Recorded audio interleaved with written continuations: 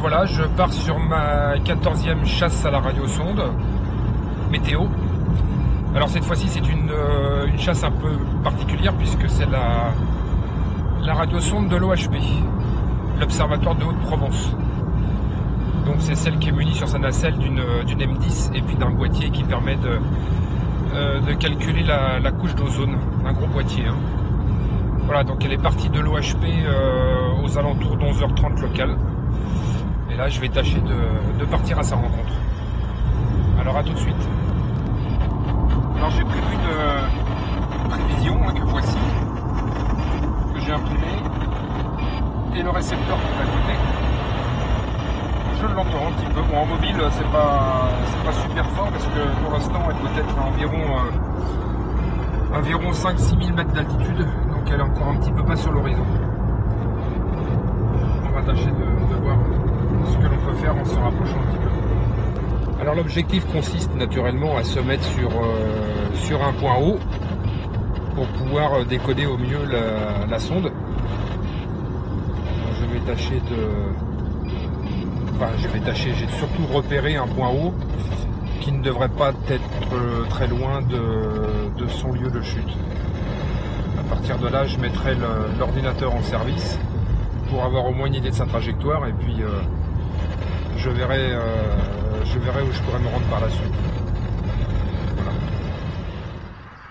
Alors voilà, sur ma prévision, le burst devrait avoir lieu au-dessus du massif de la Sainte-Victoire.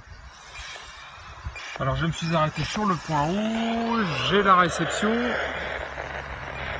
Je ne vois pas très bien à l'écran. Voilà. Actuellement, elle se trouve à pas loin de 20 000 mètres d'altitude. Donc le signal semble correct. Il y a quand même du fading. Je vais tâcher de faire un point d'antenne. Voilà. Ouais, je reçois le signal à 59 plus là. Donc il faut être patient. Il y en a encore pour facilement un peu plus de 10 000 mètres de montée. À l'issue de quoi j'essaierai de voir où se trouve le burst et puis de voir par rapport à mes prévisions pour calculer une éventuelle chute. Enfin point de chute, un éventuel point de chute. Alors à tout à l'heure. Alors voilà, elle commence à descendre doucement à hauteur de 8 mètres secondes. Elle est actuellement à 5000 mètres d'altitude. Donc elle ne devrait pas tarder à arriver dans le secteur.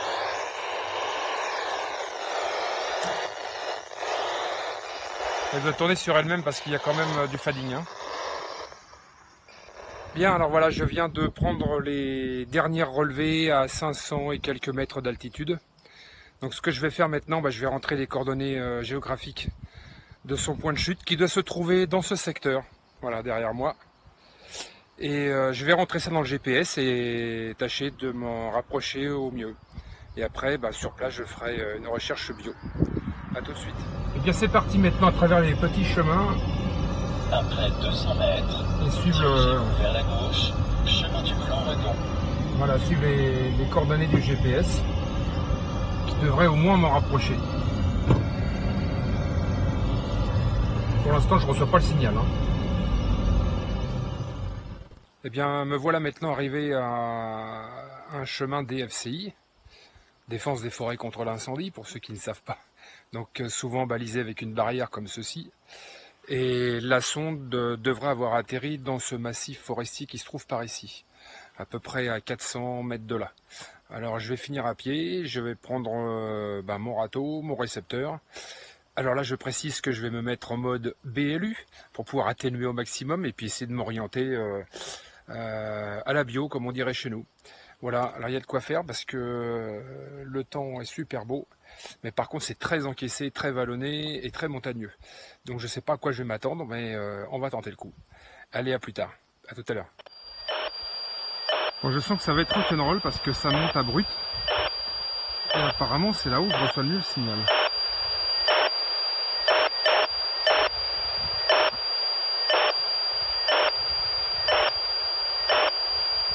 même en me décalant un petit peu sur la fréquence. Bon, et ben il n'y a plus qu'à faire un peu de grimpette.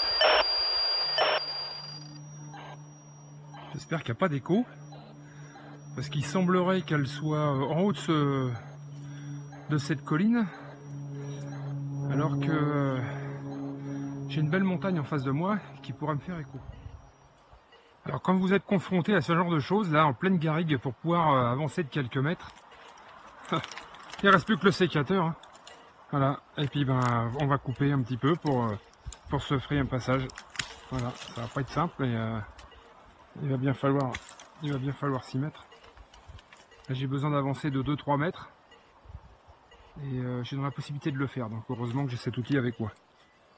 Alors ça n'a pas été simple de le trouver. La première chose que j'ai vue, c'est le fil dans la branche.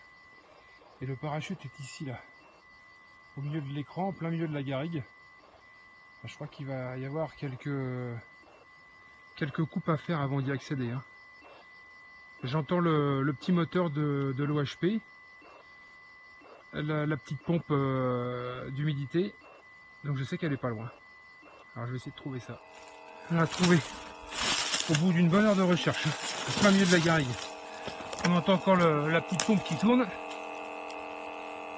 Voilà. La M10 doit être derrière. On voit le fil. Et là, bah, je suis en plein milieu à flanc de montagne, plein milieu de la garrigue. Voilà, je fais un petit tour d'horizon. J'ai réussi à me frayer un chemin par ici. Alors pour les curieux, voilà la M10 donc qui fonctionne. Et juste à côté, la petite pompe que l'on entend encore qui tourne. Voilà. Alimentée par une pile à eau. Et c'est ce qui permet, par l'intermédiaire d'un petit tuyau qui est ici, voilà, d'aspirer les gouttelettes, ou plutôt l'air atmosphérique qui se trouve en altitude, pour calculer la couche d'ozone. Voilà, il n'y a plus qu'à éteindre tout ça, et puis passer sur une suivante. Et bien me voilà de retour à la voiture. Ben, il ne me reste plus qu'à appeler sur le 145 550, pardon, voir s'il y a d'autres copains à la recherche de cette radiosonde, mais à mon avis, ça m'étonnerait. Voilà, il ne me reste plus qu'à vous souhaiter une bonne journée. Merci de m'avoir suivi une fois de plus sur cette petite aventure, et à la prochaine chasse. Salut!